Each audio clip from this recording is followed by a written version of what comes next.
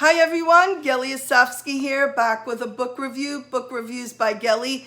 Today is Tuesday. Usually I do book reviews on Wednesday, but we're doing this right now because tomorrow is my live with Dr. Catherine Garforth, and I want to make sure I gave you guys a good book review before we go live. And this is it, Red, A Crayon Story by Michael Hall. My second most amazing book for kids with learning disabilities, and a message for every single person out there about how to treat children who are different. And let me tell you, I've tested this in real life with friends, family, nieces, nephews that came over, and in my office. Children as young as 3 through adolescence love this book, even though it's a children's book, and they all get it on their level. How often do you find a book like that, right? So this is a book about a crayon. And if you can see on the cover, it's a blue crayon and it has a red wrapper. What does that tell you about our children who go to school? We all want them to have a red wrapper, right? That's what we want. That's the system. Okay, we can accommodate a certain amount of learning disabilities, but we really want them to be a certain color, a certain way. So let's get started. And I really hope that by sharing this book review with you guys, you can really share it with your children, share it with a parent who has a struggling kid in school, and let's be the change that we want to see in this world when it comes to helping children with learning disabilities. He was red. That's the first problem. We saw him as red. He wasn't very good at being red. See, he drew something blue.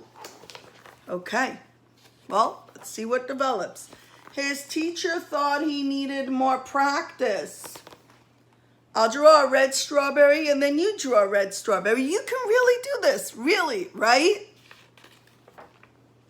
He couldn't.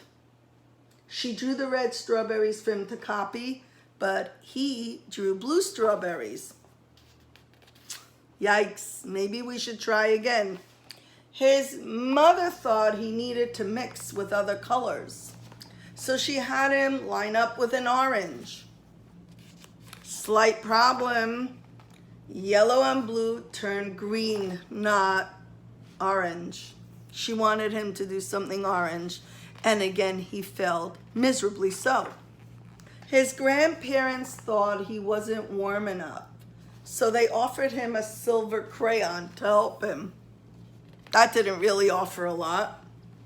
So honestly, everybody was just drawing their pretty colors, and he stayed blue when the teacher, the mom, and the grandparent wanted him to be red because that's what they thought he was. Everyone seemed to have something to say. Sometimes I wonder if he's really red at all. Don't be silly, it says red on his label. He came that way from the factory. Frankly, I don't think he's very bright. I think he's lazy. He needs to really apply himself. Give him time, he'll catch on. Any of this ringing a bell? He didn't catch on. He kept on being blue. We have a problem. All the art supplies wanted to help. The scissors thought if they snip off a little, he'll be red. The tape thought they'd tape him up. The sharpener thought if they'd sharpen him, he'd do better. But he just didn't. And what happens is that eventually a berry color tried to ask him to draw a blue ocean. And he said, I'm not really very good at drawing. She said, try.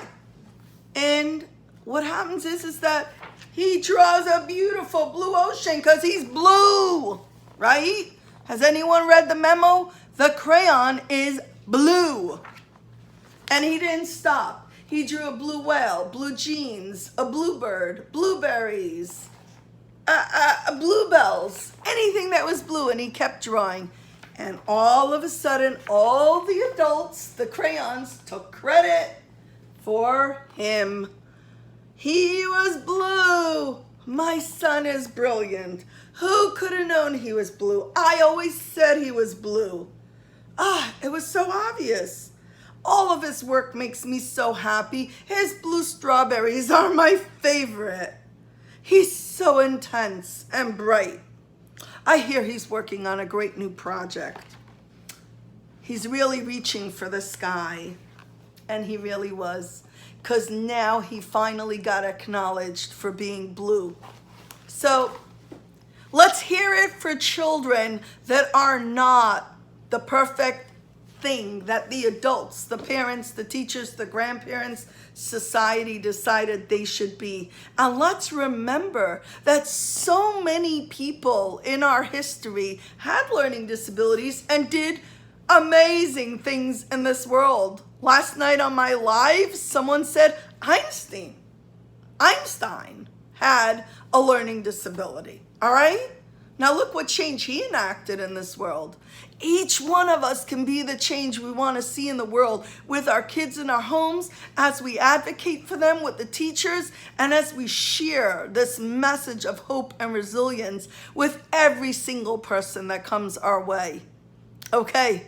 Here's to a great day. See you tomorrow, Wednesday, 8:30 at Parenting with Gelly. Take care. Bye.